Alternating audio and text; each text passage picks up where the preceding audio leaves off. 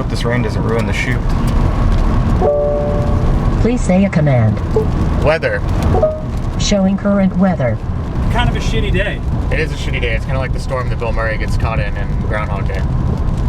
We're very slowly making our way out to Woodstock, Illinois, home of Groundhog Day. The message of Groundhog Day is like, even though you're stuck somewhere, the idea is to find happiness within yourself. So we should reach deep within ourselves and become better people as we sit here stuck in this traffic. I wake up every day right here, and it's always February 2nd, and there's nothing I can do about it. I'm Rick Belair's. I was an extra in the movie Groundhog Day here in Woodstock back in 1992. I'm a member of the Woodstock Groundhog Day committee. Most of the filming was right around here. So once you get down here, you really kind of realize that your entire town was basically a movie set. Right, and they were here filming for a couple of months. It took over the town for a while. I noticed that every single Groundhog Day landmark in this town has a plaque. When was that decision made? The first one was put at the puddle. So let's talk about this first step, which is a doozy. This is the most asked question in Woodstock. When people come to town, they say, "Where's the puddle?" And the lady that owned the business right there was smart enough to come up with the idea of a plaque. And the puddle was right here on the square. The bricks are still from that time.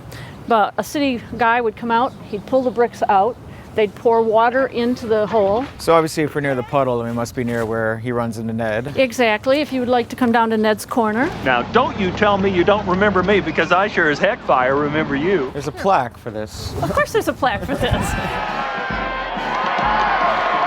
Here's the Gobbler's Knob. Gobbler's Knob. So this is where they did the... This is where they built that big platform. Where they have a large squirrel predicting the weather. That is correct. We're getting to the point now where we are just trying to figure out what other ones we can do. Have you done one where he helps the old ladies with the jack yet? No, but where was that? I don't live here. I don't know. Come on, Pop. Other than being a little bit cleaner, the alley hasn't changed. And as you can see, even from here, you can see the theater is the Alpine Theater in the movie. And do you know what movie was put on the, what do you call that, the marquee? Yeah, Heidi too. Very good, very good. You got to come to our trivia night. Thanks. Well, I've seen that movie probably 30 times. When they picked your town to be in the movie, did you have any idea what it was about? Because it seems like you would want to know what your city's going to be portrayed as. Us ordinary folks had no clue really what was going on, what it was.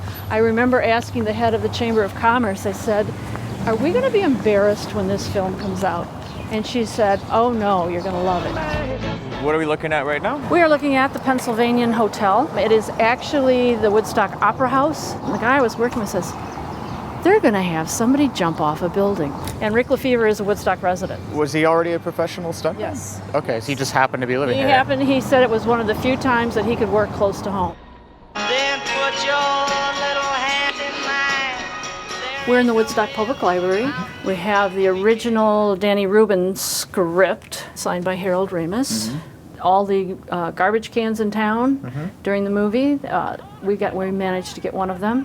Do you find it kind of ironic that your town is basically reliving that same day over and over again for the last 20 years? Yeah, it's kind of odd, and some people make fun of it. But you know, in the middle of winter, you're past the Christmas and New Year's holidays, and you just kind of fall into a blah time of the year, and it's just something to do for fun. It sounds to me like it was a really big boost economically. It was a very big boost, not just economically, but I think psychologically, that it was a bad time in 1992.